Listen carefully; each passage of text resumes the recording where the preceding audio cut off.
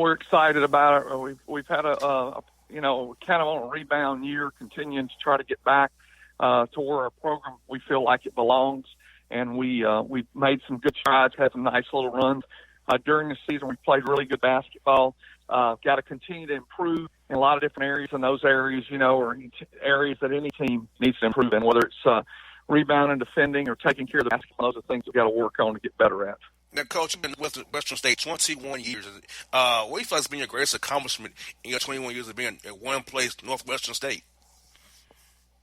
Well, one of the things we're really proud of is the fact that we've graduated almost 90% of our players since I've been here. And we're trying to get education, but we have been to the NCAA tournament 3 times, winning 2 ball games, one first playing game that was ever played. I just went through when Greg Marshall played there and then coached there, actually. And then beating Iowa in the first round in 2006. Getting back in 2013 against Florida, played a great game, but the wheels kind of came off in the second half. But, just that fact of graduating young men and putting themselves in a position to where we have a chance to be successful on the court and in the classroom and out in society.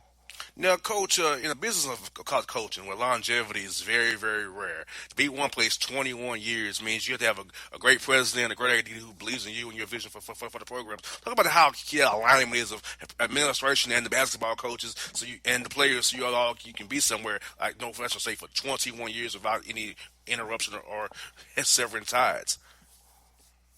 Well, I think one of the things that makes it a little bit different. One, I'm from Louisiana.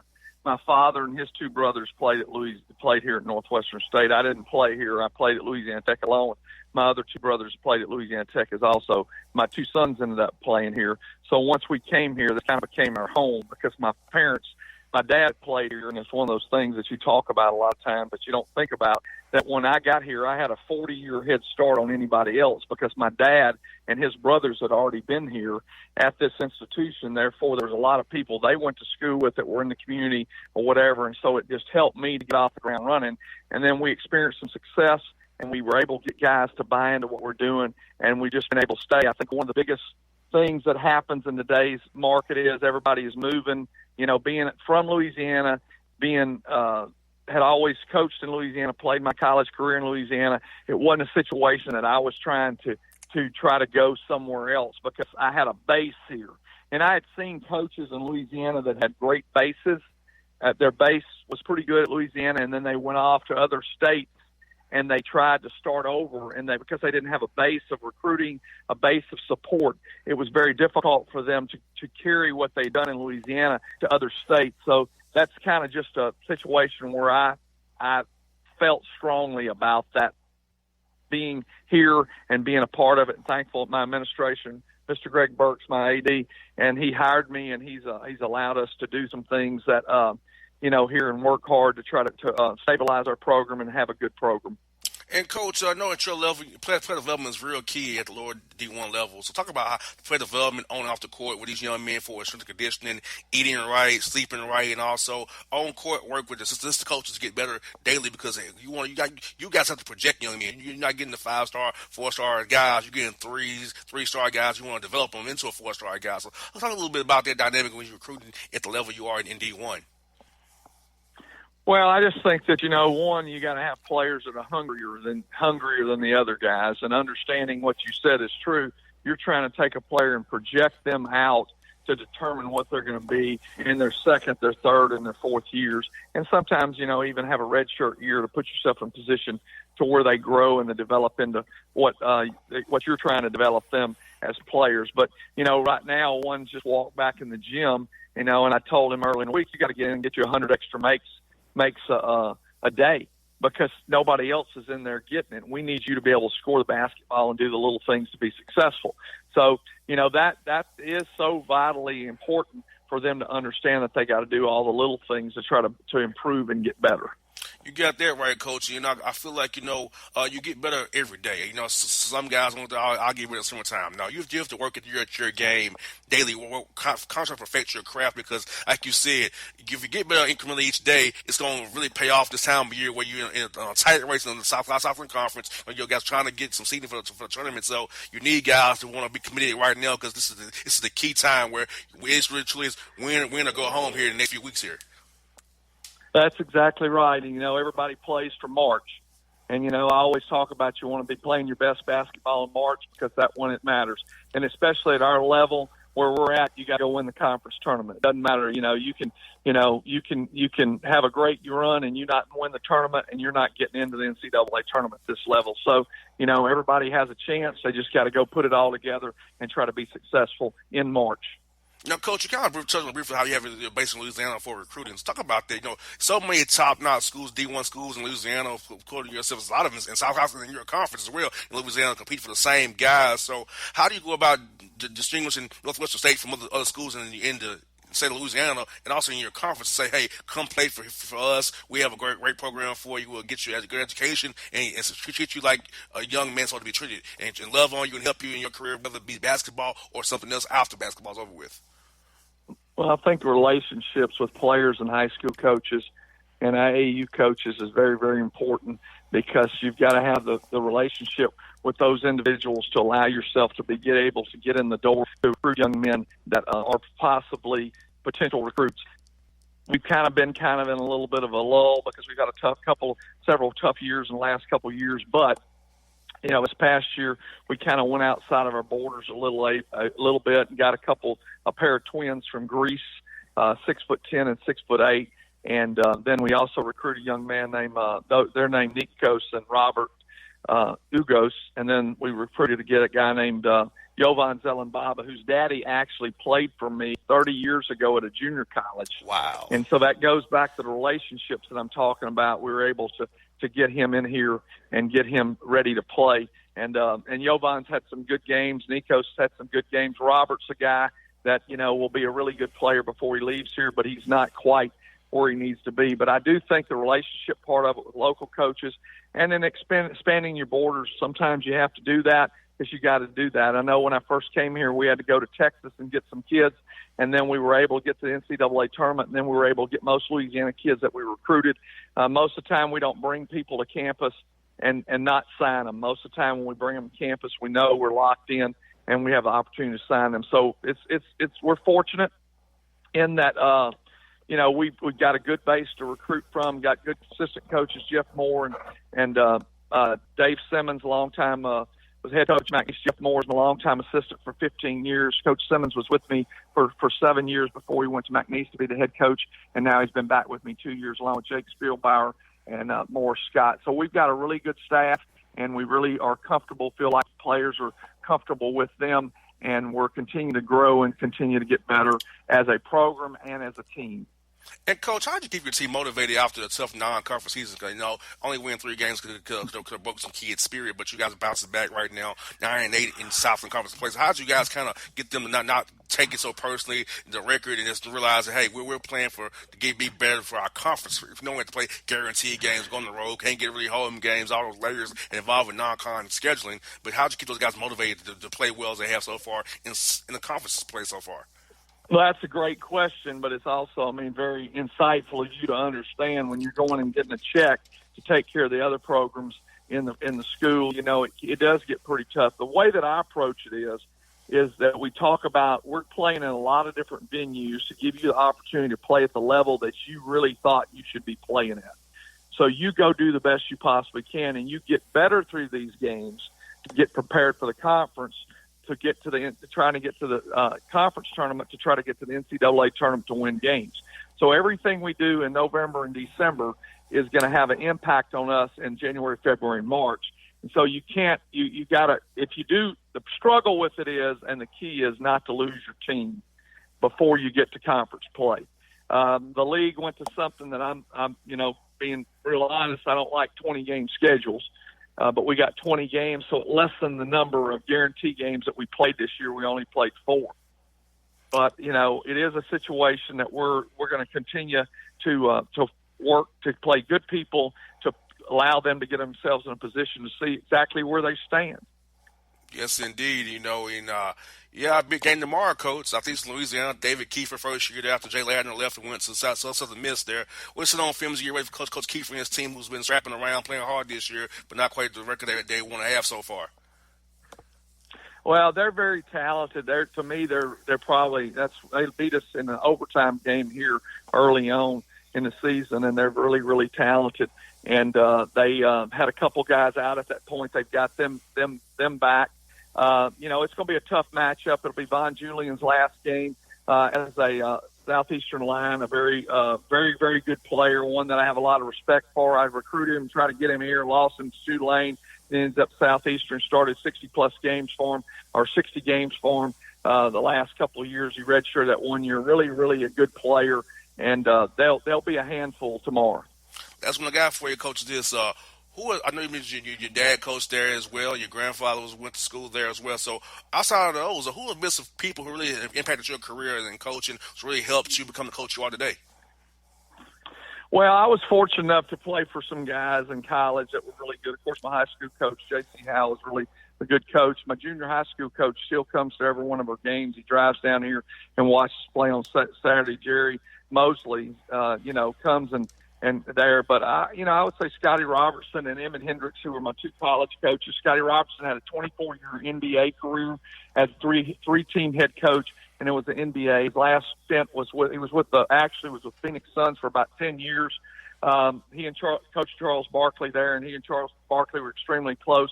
But Scotty was a great, great coach and a guy that got the most out of his players. And then Emmett Hendricks was really a player's coach, in my opinion, that he allowed players to be able to do the things that they could do. And I think that had a pretty big impact on me. And actually, when I came down here when I came to Northwestern, Emmett Hendricks lived here and owned a restaurant, so I got to get re-coached by him.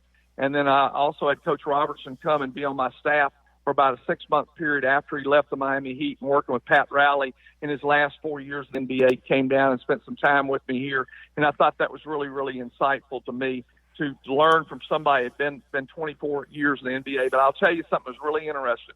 When he was in college, all he talked about was offense. It was defense. Defense. When he came back from the pros, all he wanted to do was talk about offense. Wow. So it's kind of amazing how his philosophy changed in that period of spending all that time there. Yes, indeed. Well, Coach McConaughey, thank you for your time today. It's been great to have you on the show. Hope to do it again with you down the road. Well, best of luck to you tomorrow against Southeastern. Thank you. Anytime. Thank you so much, Coach.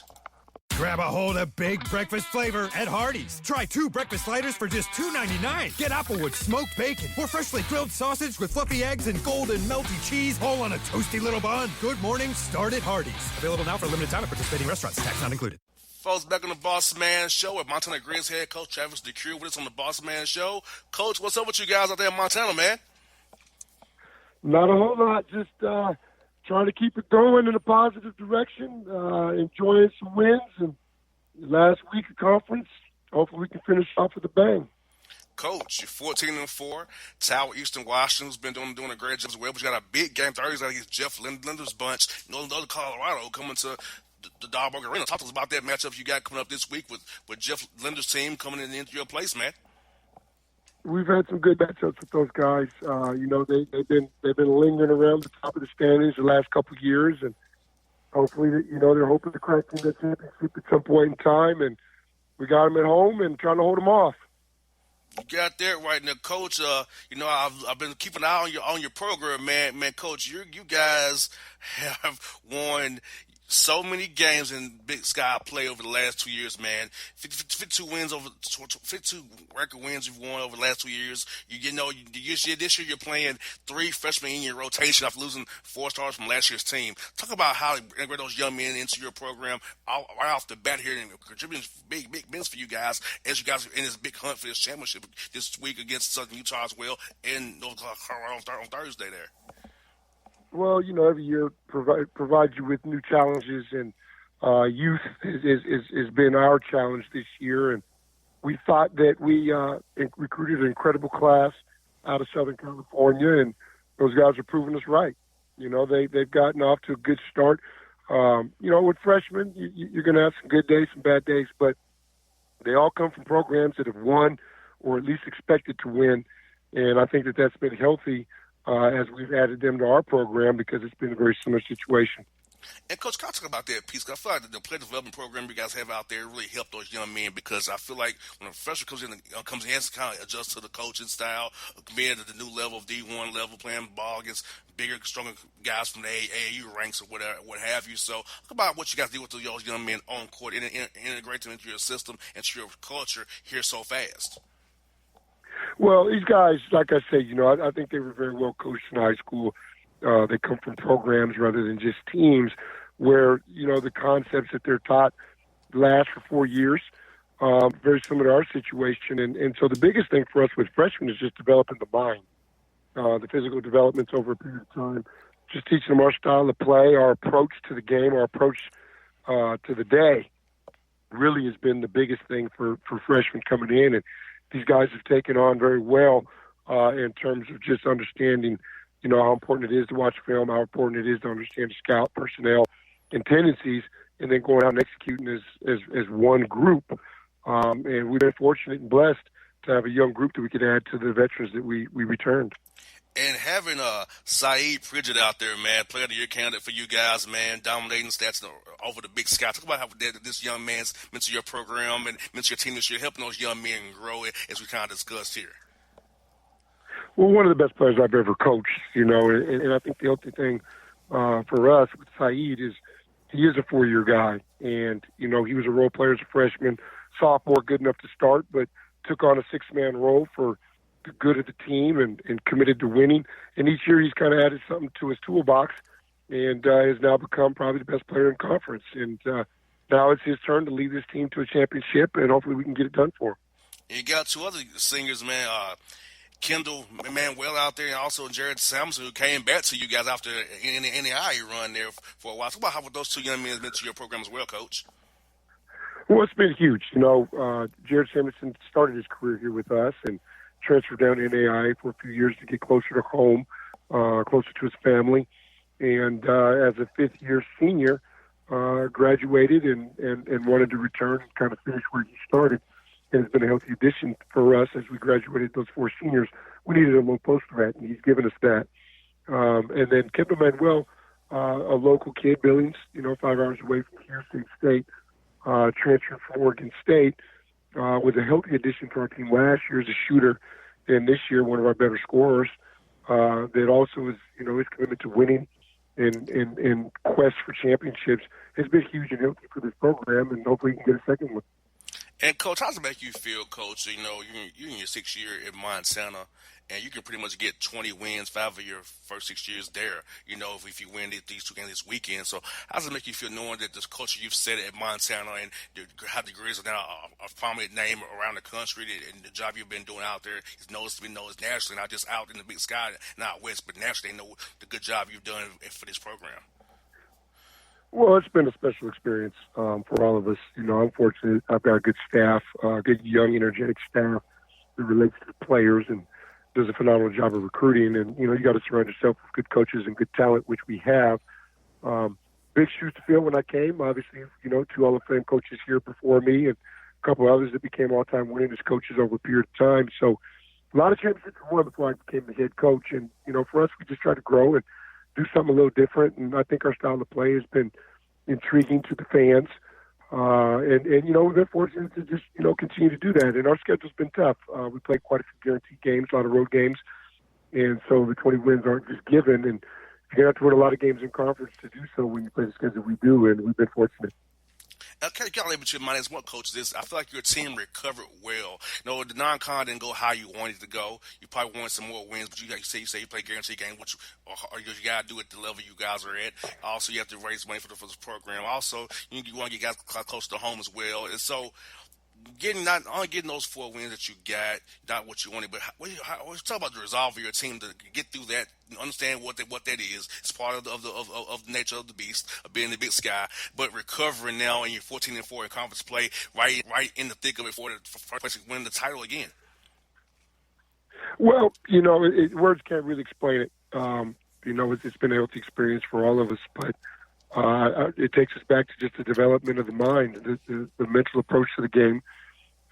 We've got tough kids that hang in there through adversity, and that's what champions do, right? They survive adversity, and those are the ones that you would define as winners, and these guys have done that up to this point. And, Coach, being around the NBA's I am with Atlanta Hawks a lot of time. We talk about load management and preserving young men. So talk about how important is your strength and conditioning program, your nutrition, to make sure these young men are sleeping right, they're eating right, and you're not working them too hard this time because you want them to peak right now for March Madness, not peak in January, peak right now. So how have you went about trying to make sure you're preserving your young men down, because this is this key time is really win or go home now for you guys down in the Big Sky. So what have you guys done kind of manage your players and make sure they stay healthy for this time of the year right now? Well, it's been huge. We made some changes a couple of years ago that's kind of led to our more durability than we've ever had in our time here. A lot of it is what they eat, your training table, the meals you provide these young men. Most of them don't cook for themselves, so you're better off providing them, the healthy nourishment that they need. How we travel has played a major role. The rest that we can create for these guys between games. And then just managing the time on the floor. The young guys probably take more reps than the veterans late in the season in practice to prepare for games. And anytime guys have knickknacks, our staff has done a phenomenal job of getting on top of it and doing the things that we need to do to make sure these guys recover in a timely manner. Now, Coach, I got an interesting fact that I was fed here that you guys have won 30 down of your past 42 home games right now. You're drawing a lot larger crowd than 4 Pac-12 schools. So, Coach, talk to us about what it's like for a home date at the Wahlberg Arena in the Adams Center there on your campus. What's it like for people in Atlanta who don't know about your home games? Tell us a little bit about the environment there. Well, it's a special situation. I spent 5 years at Old Dominion, 6 at Cal. And it's an environment that's very difficult to find. You might find 3 or 4 schools on the West Coast that draw the way we do, maybe a few in the Midwest. But the biggest thing is it's a college town that is committed to successful student athletes, whether that's football, whether that's basketball, and all sports are supported, including our women. I think our women are top 20 in the country in attendance. So it's a place where the student athlete is supported. These guys, they feel special to be on the floor and perform in front of these crowds, and I think that's what's led to the record that we've had. Now, do you all discuss winning at home a lot in your team meets? I know you guys are 12-1 right now. You could end up 14-1 at home this year. So is that something you stress with your team about? Make sure we take care of our home court first, then worry about the road later, or you just want to win every game you play? Well, it's always every game you play, right? You want to win as many games as you possibly can, but to me, the stress needs to be on the road. There's less expectation to win. There's less support. And the more games you steal on the road, the better, the more you increase your chances of competing for championships. The teams that win on the road are always the teams that hang banners. There have been multiple teams in our league that, have had 1 or 2 losses at home in conference and still finish in the bottom half because they can't win on the road. So mental, physical toughness on the road is always going to be important, and that's always been our biggest focus. And then we can let momentum and energy take care of itself when we play in front of our crowd. And, Coach, overall, the Big Sky this year, I mean, even the teams at the bottom of the league has been very tough. I feel like, either Idaho's, those guys have been playing get tough. I mean, even right in the middle, right below you guys, either Eastern Washington and Northern Colorado, it's a tight-knit group there. So the parity in the league this year, to me, our standings is just showing really, really good. So kind of discuss how the league has been this year for you, coaching in the league, from being right there amidst all those teams. You've had to play those guys, all of them, twice for the most part. So talk about the league overall this year, Coach. Well, I think it's the best non-conference record our conference has had ever. And, you're looking at a lot of teams. A couple teams come in undefeated at home.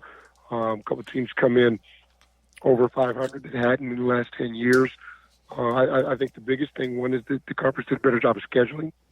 2, maybe the top 2-3 teams aren't as good as maybe they were the last 2 years, but the bottom 4 or 5 are a lot better than they have been, which means anyone can beat anyone any night. And I think that's what we've kind of seen here down the stretch is, there's quite a few teams here in the race for the top 4 spots, and all of us have lost to teams in the bottom 4. Well, Coach, definitely cheering for you guys this weekend. Coach, I hope you do well in Boise. Look forward to seeing you guys play Eastern Washington again. That's something that happens every tournament. You guys play those guys for championship games. So look forward to see that game again between you and Coach Liggins one more time, Coach, in Boise. I'd love to be in that situation again, no question about it. Hey, Coach, thank you for your time. Always have a great one. Talk to you real soon now. Thanks for having me. Anytime. Sally Beauty's new all-in-one hair color kits make it easy to color your hair at home. Get everything you need to color for beautifully radiant results. Loved by professionals, open to everyone. Sally Beauty.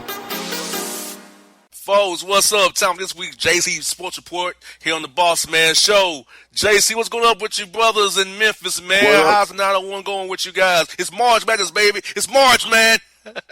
It's March Madness, man. All I got to say is thank God for the Grizzlies because Kenny and these Tigers, man, they've been giving us the blues lately, man.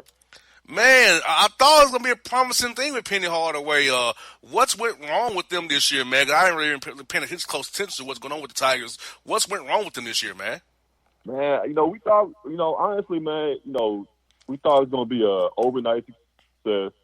We thought bringing in James Wiseman and all the recruits that we had coming in this year, man. We were thinking national championship, man. But, the NCAA, just dropped the news earlier that, that the Tigers are being investigated for further infractions from the Wiseman recruitment and everything that happened with that. So, we already lost Wiseman. He only played 3 games for us this year and everything. He quit the team.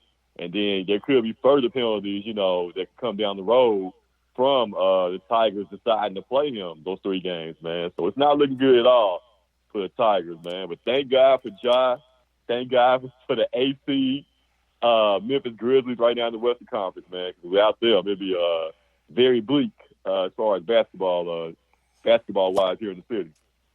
Well, the Hawks play the Grizz tonight at the FedEx Forum, but they played on Monday at State Farm Arena.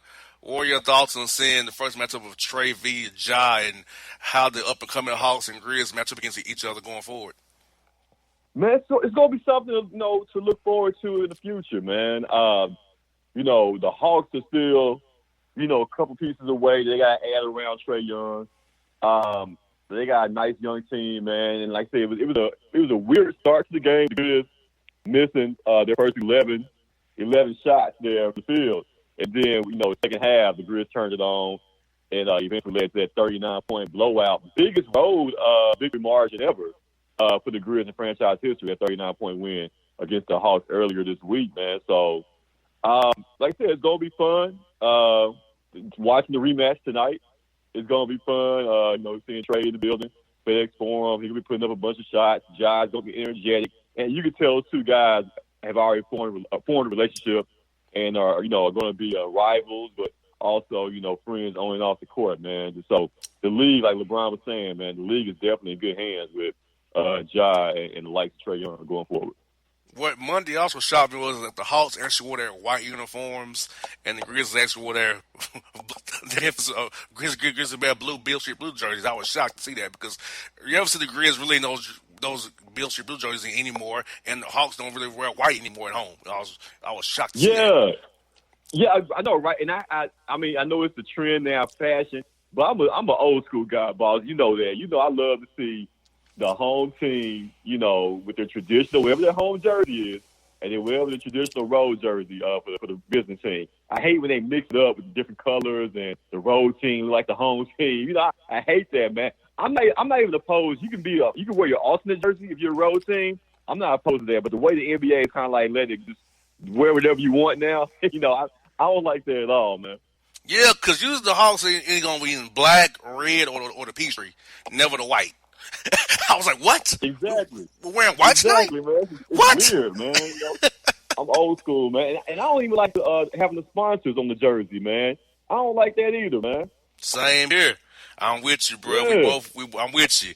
Keep it to where it used to be. The alternate road uniform is cool, but we don't need to have 8 options at home we can wear. I didn't know what we're wearing, And also the different courts now, too. You have the city edition court, the alternate court, and you have the regular court. Like, come on, man. Yeah, man. I'm like the old guy, man. Get off my lawn with all that new jerseys and courts and all that. Take it back to the way it was, man. Yes, keep it kosher. And also, bruh, the Miami Heat are rebounding. They've the only team to beat the Bucks twice this year, and they're slated to meet in the second round of playoffs. The Miami Heat's the 4 seed. So with Butler, Iguodala on the wing with Jay Crowder, going out the Bucks perimeter guys are kind of trying to contain Giannis. I see a potential for a matchup problem with the Bucks and the Heat in the playoffs, man, because they beat them twice already this year. Once in Miami, once in Milwaukee. Hey man, Miami's a problem. Miami is definitely a problem, bro. You talk about Miami Heat team. We knew they were going to be a playoff team, but I don't think nobody saw this Miami Heat team doing what they're doing so far this year. You talk about a team that's 39-22, first in the Southeast Division out there in the Eastern Conference, man. Looking good, like I said, 4th seed right now in the East, man. And, everybody thinking that, it's Milwaukee, Milwaukee or Boston, but Miami, like you said, may have something to say about that with the likes of, Bam Adebayo, a guy who's an all-star this year from Kentucky, who put the clamp down on Giannis the other night, man, holding him to a season low 13 points, I believe. Mm-hmm. Yeah, so a guy who's, Bam is just a beast, man. A guy who can physically, bang and pound with Giannis, on the post there. So, Miami, they may have something to say. I like what they got going on, man. You add a veteran guy like a Jimmy Butler on that team, man. You see the difference already that he's made, man. Another guy that was an all-star as well, man. Jimmy Butler, wherever he goes, he brings a fire. He brings that energy. He brings that type of intensity to, a young team, man. And, Jimmy Butler might get a bad rap, but I think, you know what? I got the perfect analogy, boss. Jimmy Butler. What's who that? Jimmy Butler, who he really is? He is the Pimp C of basketball. He is the Pimp C of the NBA, man. Because he gonna tell it like it is, and you know what Pimp C said? Bump how you feel. Mm-hmm. Okay? He's gonna speak his mind, and hey, it is what it is. If you feel a certain type of way, come see him. You know what I'm saying? Like, he is literally the Pimp C of the NBA, man. Because the guy, he tells the truth, man. If you soft, you soft. He called it spade a spade, So Miami going forward, man, I'm definitely looking forward to see what they can do in the playoffs, man. I think they can go pretty deep. And the Clippers are at full health now. You see what they can do when everybody's healthy. I mean, that's pretty scary. Like, we kind of talked about it last week, but seeing them this week, going 3-0 this week, getting healthy now, 2 seed in the Western Conference at full health, they're scary. Very scary. Very scary, bro. The Clippers, like we talked about, before the season, seeing Kawhi and Paul George get together like that, and we've seen like Paul George, he's not right just yet. We were talking about that the last show, but hey, I'm looking forward to it. I really am. Watching them at full strength, the pieces they've added the Reggie Jackson, adding one of the Morris twins to solidify, the bench scoring and that bench presence there. It's going to be, man, the playoffs are going to be this. I'm looking forward probably because we don't know. We really don't know. We don't know who's going to win it. You know what I'm saying? Like in years past, Gold State or Miami. We already knew going into it who was going to win the finals. But this year, man, it's literally wide open, man. You can make an argument for at least 5 to 6 teams winning it all this year. And I think that's the best thing ever for the NBA, to get away from those many pop-up dynasties, with the Miamis and the Golden States that we've had over the last 10-year run or so. This year, the Clippers, they have a stake to claim. The Lakers have a stake to claim. Houston is making noise as well, what they're doing with the small ball lineup. It's going to be fun, man. It really is. Well, bro, Golden State maybe back next year because Wiggins is balling out right now. I went on the rundown, but I wish to throw it out there. When you return Klay Thompson, return Steph Curry at full strength, Draymond Green with Wiggins playing the Harrison Barnes role, and the young guys they have with Eric Pascal, Jordan Poole, and those guys, and getting Marquise Chris going as well. I mean, they could be scary next year again, Golden State. They could be right back in it again. Yeah, right. And like I said, and the draft pick coming up, you know what I'm saying? That could be a number one, a top pick. You just never know, man. Golden State can be right back in the thick of things, and that's why, being the Grizzlies, you want to go ahead and try to make the playoffs this year. There's no guarantee, once Golden State gets back in the mix, that the Grizzlies be in the playoffs next year. They're going to have to really pick it up next year. They're already ahead of schedule, and really go out there and ball out next season in order to make the playoffs. But Golden State, like I said, it's gonna be right back in the mix, man. You get Steph back, you get Clay back. Like I said, Wiggins is balling out right now. And remember the Iguodala trade exception, $17.6 million that you can use to acquire talent, a piece of that roster. So, hey, the league better watch out, man. It can only be like kind of like the Jordan Bulls almost with the Rockets. Right. They get that 1 year of freedom. Then, oh my God. Go ahead and get your Joe in. Get your Joe in now because next season, they're back. Yes. And you know what, bro? It's this March now, NFL free agency. You're a Dallas Cowboy fan. I retired my fandom after the events of Jerry Jones' comments on Colin Kaepernick. But how do you feel about them handling the Dak and Amari situation? Because, the CBA signed, they won't have a transition tag. They'll only have a franchise or a transition tag. But no CBA, they give both. You can tag Amari and Dak Prescott. You thought they should have went on and paid Dak before the season when they was negotiating with Ezekiel Elliott, but now you let it go. Now the market's shot up on you, and now what if Mahomes is his deal before Dak Prescott, and then you got to pay him like the Mahomes rate. So like, you feel that Jerry and Steven ran a hard line bargain, but now it's backfiring in their face on Amari and Dak Prescott. Man, NFL free agency and the way these caps are structured, man, like, you can make it happen. I don't want to hear, we can't pay this guy, can't pay that. Yes, you can. They'll find a way. They'll find a way to work it out. But at the end of the day, like I said, Dak, specifically to him, I think what's going to end up happening with Dak, it's going to be a short contract. You know what I mean? Like a 2-year. A 3-year deal. It's not going to be like a 5-6 year deal. That's normally how the Cowboys operate with their young players. They like to lock them up for at least 5 years or more. But with Dak, I think it's going to be a very short deal, and that's going to be contingent on what that new salary cap is going to look like in the next couple of years. It's expected to go up, and I think by doing a short-term deal, maybe like a 2-year deal at, let's say, $33 million. You know what I'm saying? That frees Dak up to be a free agent again. After a couple of seasons, and depending on what the salary cap may look like, depending on how he's performing, the Cowboys can make a better determination then if they want to go ahead and extend him to an even larger, long-term deal. But I think at the end of the day, it's either, like I said, exclusive franchise tag deal for a year, or they'll do maybe like a 2-year, 3-year deal for Dak around the same numbers that the Russell Wilsons of the world are getting, or the Carson Wentz are getting right now, somewhere between that $33, $35 million range. But then once they do sign Dak that money, hey man, God bless him, because all eyes gonna be on him at that point. He has been performing on the rookie contract, getting $2 million. I think this past season was a max on his rookie deal. But before that, his first couple of years, he was getting $600,000, $800,000, and definitely outperformed that deal. And now he's gonna be making the 30, because it's gonna happen. They're gonna give it to him. But now you're going to be making that $33, $34, $35 million a year, man. The spotlight is going to be even brighter than what it's already been on him, man. It's been super bright, detailing what he does, well, what he doesn't do well out there on the field. So I think the deal gets done. It seems like the Amari Cooper deal is going to get done as well. You can't, at this point, you can afford to lose Amari Cooper. A guy who, like I said, out there with Dak, he's made Dak better.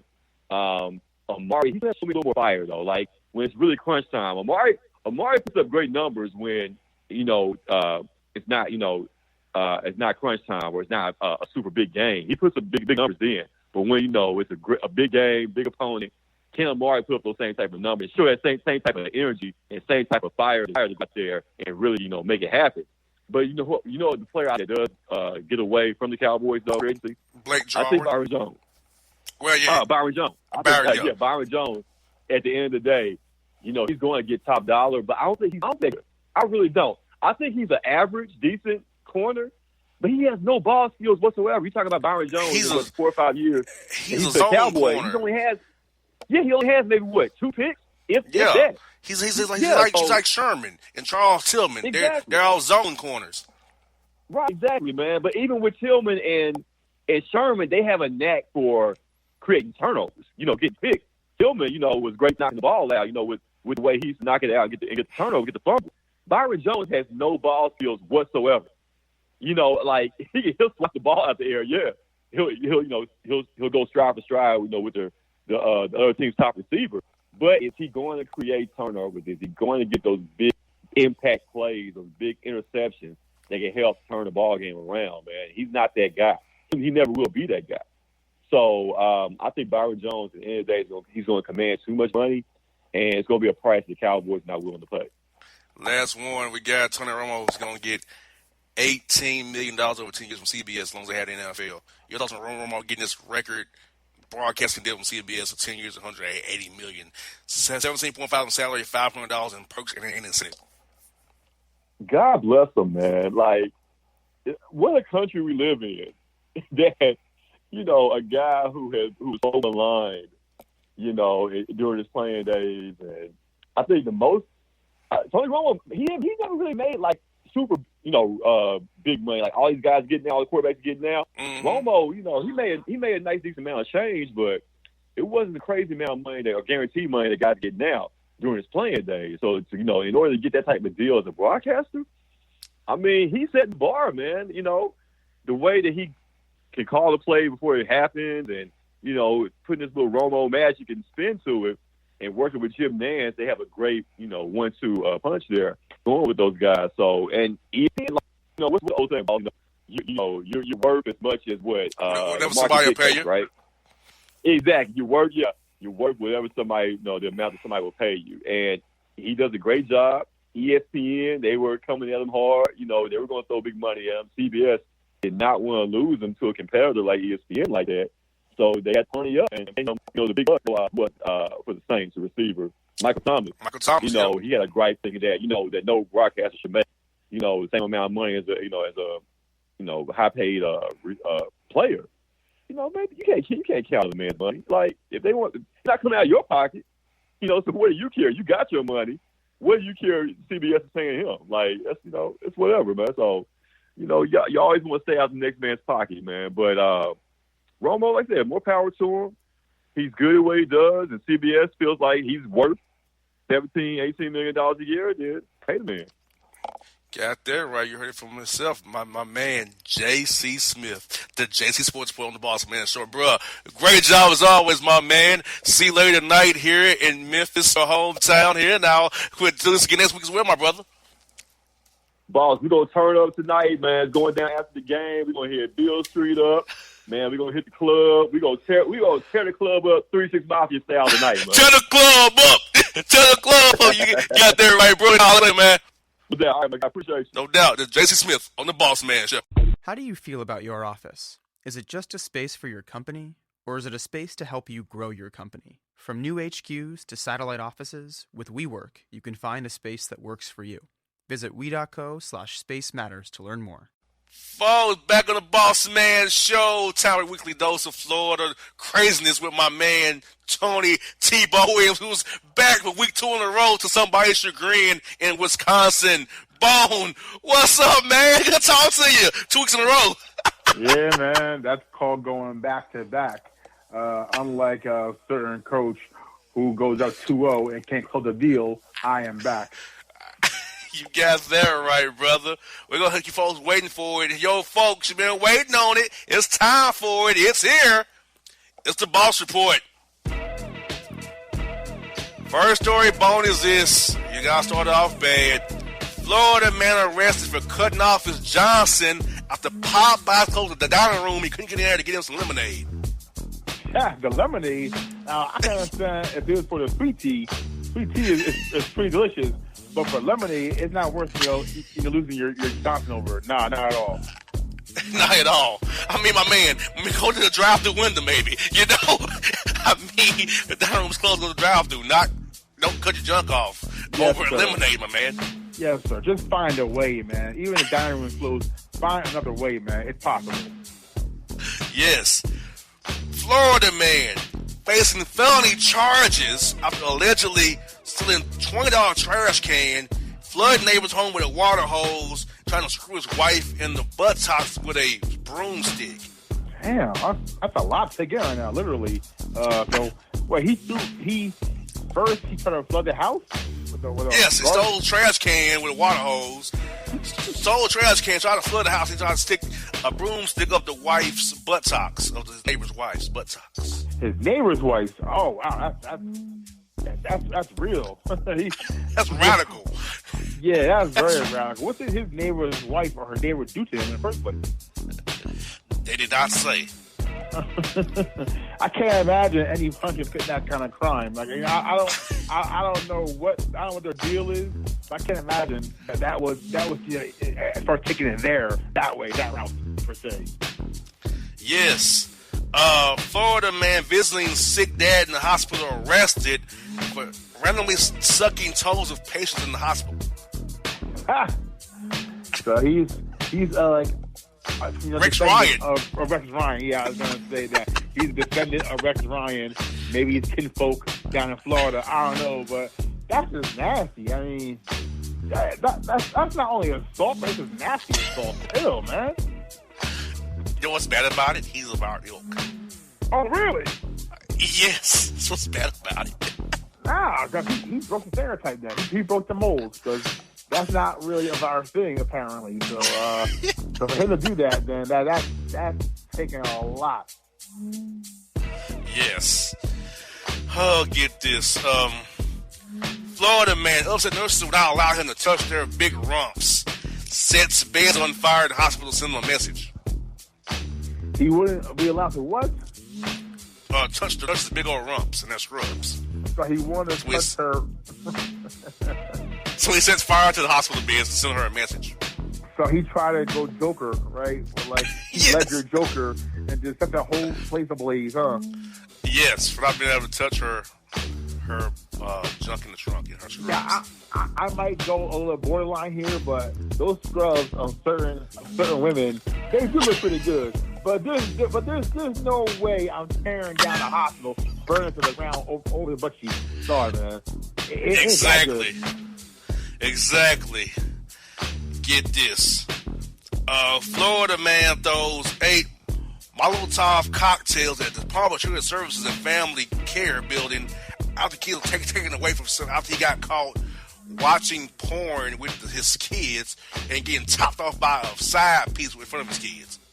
That's a lot. That's a lot to unravel and unpack here. So he had porn, right, with his kids next to him?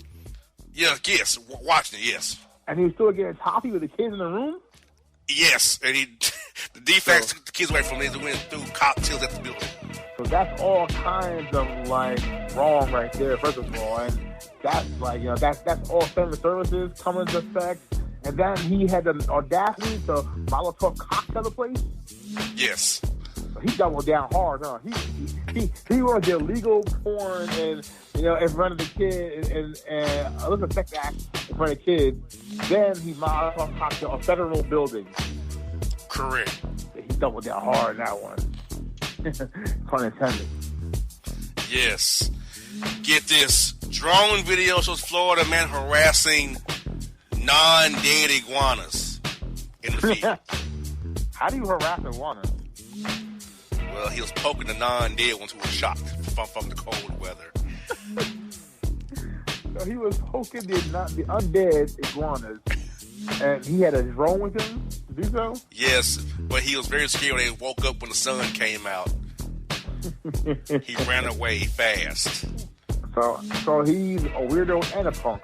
So first of all, he messed around with he probably thought were dead iguanas. He probably thought it was cool. See, that's some things where I wonder, like, he was a real life Beavis and Butthead. He probably saw some dead iguanas in the field. And, oh, this is cool. Look at this.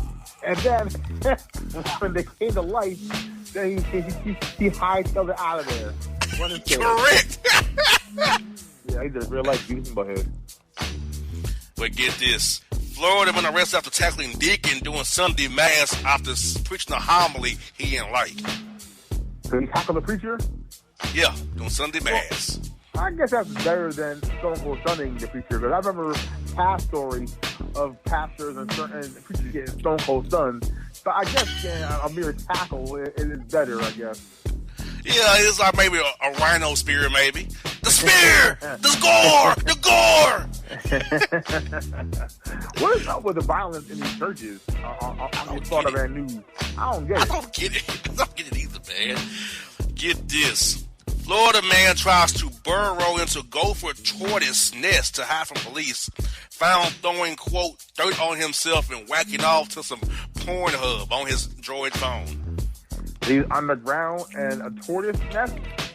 Yes. And he had his thing out and just whacking off, huh?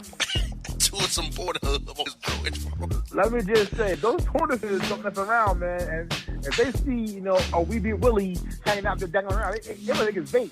They might think it's wormy. So he's a brave man for that. Man, what you said. Look at here. Florida man arrested after dumping cow manure on coworker who refused to go out on a date with him. So that's a no, I guess. I mean, that right there, that means that there's never gonna be a chance in hell then. Because if you think that just a mere no came from her, and now you're gonna think, how about I dump some cow bleach on this woman, and that might get her like me. That right there, folks, is the dumbest man in America. Man, what you said. Florida woman arrested for visiting McDonald's drive-through via horseback. That's my kind of girl. I'll tell you what, though. The fact that it's finally a Florida woman making the cut tonight, that's good, because I believe in that kind of stuff. The fact that she was on horseback, you know what? It's odd. But, there's no rule, really. There's no rule in the drive-thru window that says you can't go on horseback, right? So it says you can't be barefoot or can't be on foot. So the fact that she got creative, kudos to her. Florida man arrested for suplexing car salesman who was given a good deal on his trading value for his car. Again, much like that guy who dumped cow poop on the coworker. What do you think? What kind of deal are you going to get after you suplex my man through a table like a TLC match? Open out your trading value of your car. Yeah, you thought you were getting a bad deal then. You're getting no deal now. Golly. My state. Oh, goodness. Florida man, the dialysis center, won't allow his life-size Trump cutout in the facility. Says he'll rather die than go to Dallas where he can't have a Trump cutout there with him. Was that Coach Bud? was he down in Florida for a little bit? Or then a road trip down there? Road trip to playing Heat? Wait, Arthur's playing Heat. They're playing Miami. Yeah, so is that him? I don't think it was this time. Because they're playing Miami tonight, right? So that might be him. He's down in South Beach. Wow, now. Okay. Sorry, bud. Oh, man. Here we go. Got a Florida woman hospitalized after trying to turn tricks on top of a roof at her boyfriend's job and getting injured, fall off the roof doing an act of sexual pleasure. She was turning tricks on the rooftop? Yes. And she fell through the ceiling. Yes. And I see you now. And as our homeboy's job, too. Yes. He don't have a job no more, obviously. So she's arrested, he's fired. Wow. Correct. They're gonna be home all day at her deck. Florida man arrested after swinging axe at pharmacists over not giving him any narcotics. So he threw an axe. Pharmacist, yes, threw axe at pharmacists, correct. and Rite Aid for not giving him narcotics he wants. So he must have thought that this tactic will work, huh? He's gonna throw an axe at the pharmacist and think, okay, now I'm gonna get the good stuff. Correct. Man, oh man. Florida man arrested for trying to get at his son's 4th grade teacher by throwing him on top of the desk during the teacher conferences. Trying to get him some. He was teacher on the desk? Try to get him some during the parent teacher conference with his 4th grade teachers of his son, yes. Oh my goodness. And in order to get good grades? Well, he wanted him a good grade, obviously. He got an F all right. Good Lord. Yes, and we got this final story. Florida middle school student arrested for rock bottoming his classmates during PE class. Now, why is that? Was he arrested for his classmate? Yes, arrested right by my classmate. And how old is this kid? 13. You can get arrested for rock bottoming your buddy? Yes.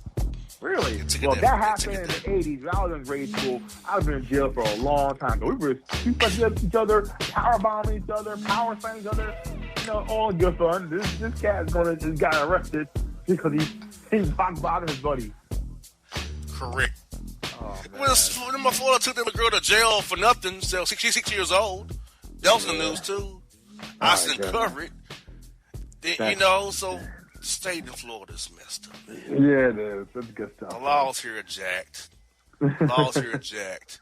So, boom. What is your take on today's Boss Report stories, man? I always look undead iguanas. That's always fun. But I think my favorite story is low-key Bud in disguise with a Trump cutout. I think that's the best story. I hope NBA TV runs this story tonight after the game, and maybe they hide Bud's face, maybe blur it out. But we know it's you. That hideous beard he has. Yeah, we know it's you. You can't hide. Hideous beard, man. That hideous beard Bud has, man. Come on. You didn't go incognito. Boston Bone will find you. Yes, indeed. We know you listen to the show every week, sir. Look forward to hearing from you this week after we called you out by name. Well, I figured I'm always taking the higher road, but I'm tired of being called Yankee Doodle Dandy. So, you know what? You and your Trump cutout, have fun tonight. Exactly. Bo has been taking the higher road every week, but he decided today, screw you. It's a new month. Screw you. It's March now. You're going to get it, sir. It's a new month for me. You got there right, folks. Boss Report, Boss and Bone. We out. And if you don't know, now you know, you know. Hello, my name is Travis Williams, President and CEO of Academics and Athletic Consulting, focusing on educating and empowering tomorrow's collegiate athletic leaders. My passion is for the education and genuine concern and care for today's student athlete. It's the centerpiece of my life's work. A college education, both in and out of the classroom, is a truly rewarding benefit. For more information on AAC, you can go to www.academicsandathleticsconsulting.com. Once again, www.academicsandathleticsconsulting.com. Or you can follow me on Facebook at Academics and Athletic Consulting or Twitter at Coach TWill24 or Instagram Travis L. Williams 24. Or you can call me at 404-542-6079. Once again, AAC is very proud to partner with J.R. McHenry of the Bossman Radio Show, covering sports and entertainment across the country. Please tune in weekly for informative, entertaining, and expert analysis on today's sports and entertainment topics. Thank you.